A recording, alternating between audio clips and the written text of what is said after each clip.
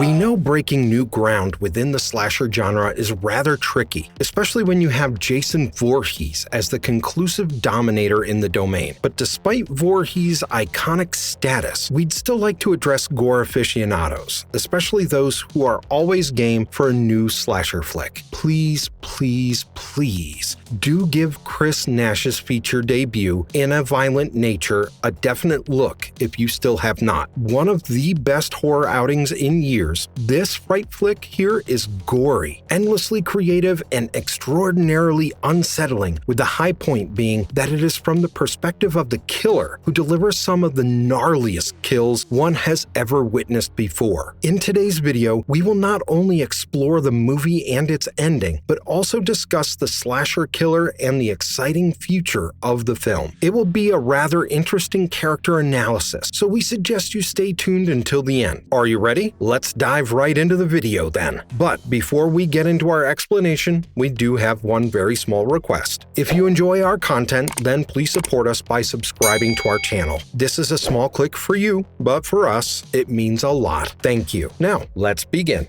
Nature is unforgiving. In a Violent Nature, the movie explored. The film opens with three off-camera campers discovering some kind of a gold locket hanging on what remains to be the ruins of an old forest fire tower. One of the campers, Aaron, asks the other two if they are aware of the White Pine slaughter, to which they tell him no. Eventually, the trio decides to leave from there, but not before Troy takes the necklace hanging on a rusty pipe for himself, unbeknownst to the duo. No sooner does that happen than the ground beneath starts shaking a little, as if someone is underneath it, and the pipe falls down. We find a hand emerging out from the ground first, only to realize that it is the rotting corpse of a man rising from his grave. After the man rises from the ground, he looks around, probably looking for that locket, and slowly begins to walk through the woods. He saunters for a while until the very sight of a decaying dead fox with flies buzzing all over it has his attention. Upon hearing the sound of a car honking, the man heads in that direction and comes to a clearing where there is also a house. The man overhears some argument taking place between two men. Clearly, one of the men, named Chuck, is a local poacher, and judging by the conversation, Chuck is responsible for setting an animal trap that caused the death of the fox the rotting man had encountered earlier. Nonetheless, the rotting man enters the house, oblivious to Chuck, who is still outside. The man, John, finds a similar gold necklace that he mistakes for his locket and briefly recalls his father stating to him that the necklace belonged to his mother and that he wants John to have it so that, in a way, John's mother would always be there with him no matter what happens. Obviously, by now, it is pretty clear that John once lived inside that house. Anyway, with Chuck coming back into the house, it is safe to say that he becomes John's first victim. Of course, Chuck was least expecting John inside his home. He was even more horror-struck by the decomposing sight of John and the fact that bullets had no effect on the latter. Whimpering, Chuck attempts to run away, constantly telling John to get away and leave him alone, but clearly, John has no intentions of doing so. He follows Chuck into the woods, where he eventually finds Chuck incapacitated by having his leg stuck inside one of the bear traps he had purposely laid out for the animals. While how John kills the poacher isn't graphically shown, but from Chuck's screams and later the blood along with the severed hand, it becomes pretty evident that he did not face a smooth, swift death. Anyway, John resumes lumbering back into the woods once again, and by nightfall, he hears a car filled with people passing at a distance. No points for guessing, John decides to follow the car and is eventually lured to a campfire. Surrounding the campfire is a group of friends engaged in a friendly banter with each other, and John decides to silently observe them from a distance. Judging a few of them by their voices, one can easily make out that they were the ones poking around the ruins of the forest fire tower at the beginning of the movie. Also, from their conversation, the audience can clearly make out that there is a certain amount of tension between Troy's girlfriend Chris, and Colt. Eventually, Aaron is asked about the White Pine slaughter incident, and he begins narrating the local legend, further adding that while all the locals know about it, somehow they will never talk about it. Now, The story is about this mentally hindered, slow kid named Johnny, the son of a shop owner who sold everything from razors to soaps to the lumberjacks of a logging company. Because Johnny's father sold items at an unbelievably high price, like the rest of the shop owners, he was hated for obvious reasons by the lumberjacks, who mainly took out their anger on Johnny. Well, things came to a head one day, especially when a drunk logger tripped and broke his ankle. Credits to one of Johnny's toy cars. The logger was unemployed for a prolonged time, and he, along with the other lumberjacks, would solitarily blame Johnny for the whole thing. As a result, they decided to teach Johnny a lesson. They lured him to the old fire tower, telling him that there was a bag full of toys waiting for him. But alas, no toys were waiting for him but a man wearing a frightening old firefighter's mask and waiting to scare the shit out of him. Scared out of his wits, Johnny unbalanced himself and fell to his death. His neck broke as soon as it hit the ground. The loggers freaked out and put the firefighter mask on Johnny to make it seem like he was playing up there all by himself when he accidentally tripped and fell. With Johnny's father discovering the body, he knew who was responsible for his son's death. This had him confronting them in a mess hall where a huge fight broke out. When the dust settled, Johnny's father was dead, and the guy who killed him stated that it was an act of self-defense. The logging company did not want any issues, so it ensured no charges were laid. A week later, a bunch of executives from the company arrived at the logging camp to find every lumberjack slaughtered. It was only after a rather healthy donation from the company that the cops ruled out the whole thing as poisoning from tainted meat. One of the cops also said that he did witness a guy watching in the woods with a mask. They still don't know who did it, but there are theories. Some believe it was the man in the mask, while some think it was the spirit of Johnny getting revenge. Also, with Aaron asking the group if they want to hear another story about the park rangers that died there 10 years ago, the group declines and they decide to call it a night. Well, by now, there should not be any doubt about the fact that John is indeed Johnny, and after the group goes inside their cabin, Johnny grabs a draw knife from the cabin shed. While circling the cabin and observing each of the group members inside, Johnny finds Aaron stepping out alone for a smoke. Taking advantage of the situation, Johnny ends up killing an oblivious Aaron, who is standing against a tree with the draw knife, much to the latter's complete shock. Next, Johnny drags the lifeless, bloodied body of Aaron to a nearby ranger station, picks up a pair of dragging hooks along with an axe, and puts on an old firefighter mask. The following morning, Johnny finds Aurora and Brody on a lake dock. With Brody jumping into the lake to swim, Aurora leaves from there to find a spot where she can go do yoga. Johnny enters the lake from the other side and goes underwater, only to end up drowning Brody while she is enjoying her swim alone. After that, Johnny is seen going after Aurora, whom he finds stretching close to a cliff edge. It is fitting to say that Johnny kills Aurora brutally, using his dragging hooks without the slightest bit of remorse, and then throws her mangled body off the cliff. As Johnny resumes walking through the woods, he picks up the axe he had left behind on a tree stump. Afterward, Johnny hears the remaining group having a fight with each other. Chris is clearly worried about Aaron, Brody, and Aurora. Troy firmly believes that Aaron has gone to see the gas station girls like he had mentioned the night before, and as for the girls, Troy thinks they are simply fooling around with each other. Colt is heard saying that he believes something is wrong and suggests going to the cops to file a police report. Troy declines to do so, to which Colt asks him for the car keys, further stating that he will go and do the job himself. While it isn't shown who throws the car keys, Troy is believed to have thrown the keys out of anger into the woods and telling Cole to go get them. The keychain with an attached toy car lands right in front of Johnny, who drops his axe and picks up the keychain. Johnny goes behind the tree, sits down, takes off his mask. For the first time, when Johnny's monstrous face is revealed to the audience, and as we take a closer peek at his eerie, glassy eyes, decomposing flesh and those grimy, grotesque teeth, we find Johnny playing with the car keychain. Colt is seen looking for the keys when he stumbles upon Johnny's axe on the ground, but a comment made by Troy angers him, and he goes back to confront him with the axe. Mind you, this also has Johnny crushing the plastic keychain and putting the mask back on. With Colt and Chris driving off from there on an ATV to a ranger station down the road so as to get help, Johnny strategically finishes off both Troy and Evan. As for Chris and Colt, Both are seen coming back shortly after. The duo, to their complete horror, had found Aaron's bloodied corpse inside the ranger station, and that made them return to the cabin as fast as they could to warn Troy and Evan, unaware that Johnny had already butchered them. Naturally, when they find Johnny there just about to attack them, they hurriedly escape from there on the ATV. Please know that by now, Johnny has already found his locket, which is currently being worn by Chris. When Johnny reaches the ranger station by evening, the ranger is heard asking Chris where she found the necklace. With Colt telling the ranger that they found it in the old fire tower, the ranger explains that the necklace belongs to Johnny's mother and that it is the only thing holding Johnny's soul at rest. As Chris tells the ranger that she will give it back to Johnny, the ranger tells her that it doesn't matter anymore as Johnny is awake now and that he will be coming for all of them. Now,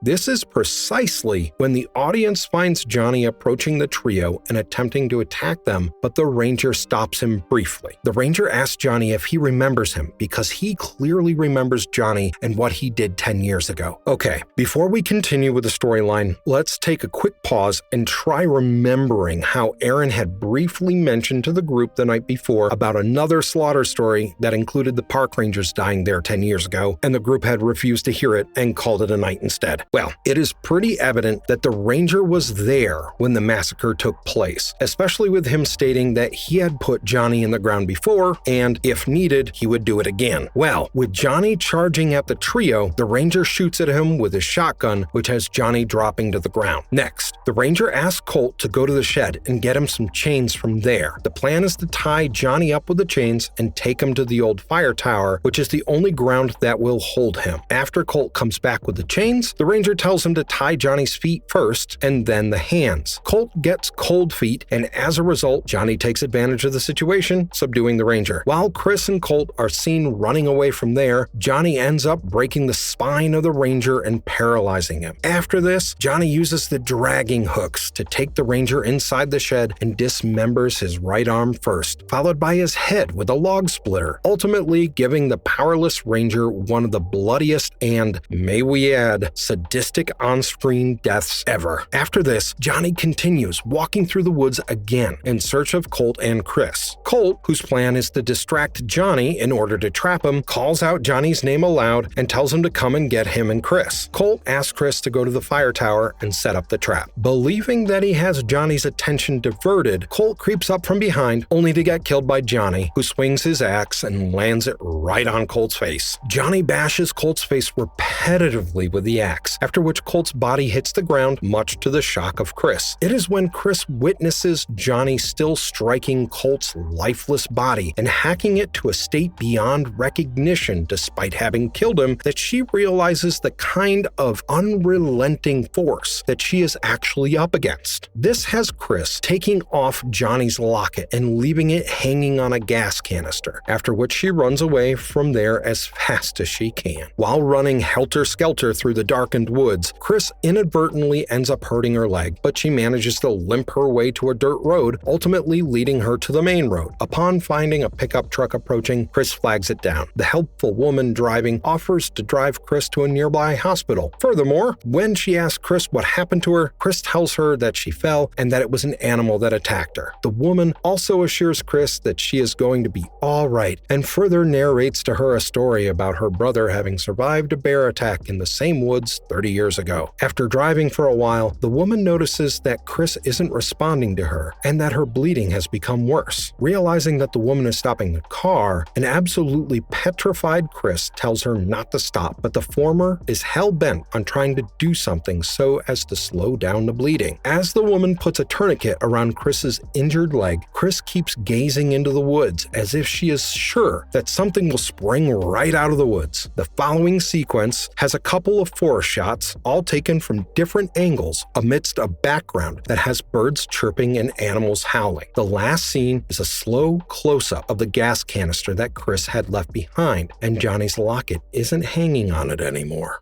Let's talk about the slasher killer. First things first, Johnny is a visual, instinctual, and sadistic realization of vicious impulses. The murderous protagonist in Concern categorically embodies a sense of unstoppable malice, and it is mainly reflected in his wildly brutal and highly inventive kills. It is through Aaron's camp story that we learn about Johnny's tragic backstory and why he came back to a resentful half-life, causing unthinkable mayhem on any human that he chances upon. Well, after this unstoppable killing machine has had his rebirth, he seems automatically drawn to lumber his way through the wilderness, eventually donning a vintage-looking firefighter mask and wielding a pair of dragging hooks along with an axe. Johnny is seen literally slashing his way through campsites, hoping to retrieve his golden locket, which is disclosed to be a rather special thing tied to his childhood. To properly understand the character's personality, let's look at a few of his slaughters. While the first kill undoubtedly happens to be way too restrained in terms of giving fans the complete satisfaction of the on-screen gore, it does give a good look at Johnny's rotting hand. When his face is ultimately revealed to the audience, please know that his monstrous face isn't at all for viewers who are squeamish or easily nauseated. Anyway, coming back to his vicious killing spree, the deaths of Aurora's character and that of the Ranger play out to their full potential in terms of giving the audience complete satisfaction. Both the deaths on display are appalling and ghastly, and those who have seen the movie will undoubtedly agree with us on this. Having said that, with every death on display, the film unflinchingly depicts death head-on with not even the slightest chance of escaping it. While bullets, in particular, have no effect on Johnny, they do tend to slow him down, even if it's just for a bit. This is shown both times when Evan and the Ranger end up shooting Johnny, and he drops dead on the ground for a while. Johnny's aiming skills also require a special mention. He literally killed Evan by hurling his axe at him from quite a distance, to be honest, and it ended up hitting Evan straight on the head, killing him instantly. While Johnny's viciousness has been depicted throughout the movie, two instances surely need a mention here. The first instance is how Johnny gruesomely dispatches Troy by simply dropping a heavy stone right on his face. And the second instance is Johnny continuously hacking Colt's face despite having killed him the very first time he struck his face with the axe. The way Johnny killed Colt also shows that there is a high possibility that he suffers from henhouse syndrome, or in simpler words, he has a tendency for excessive killing.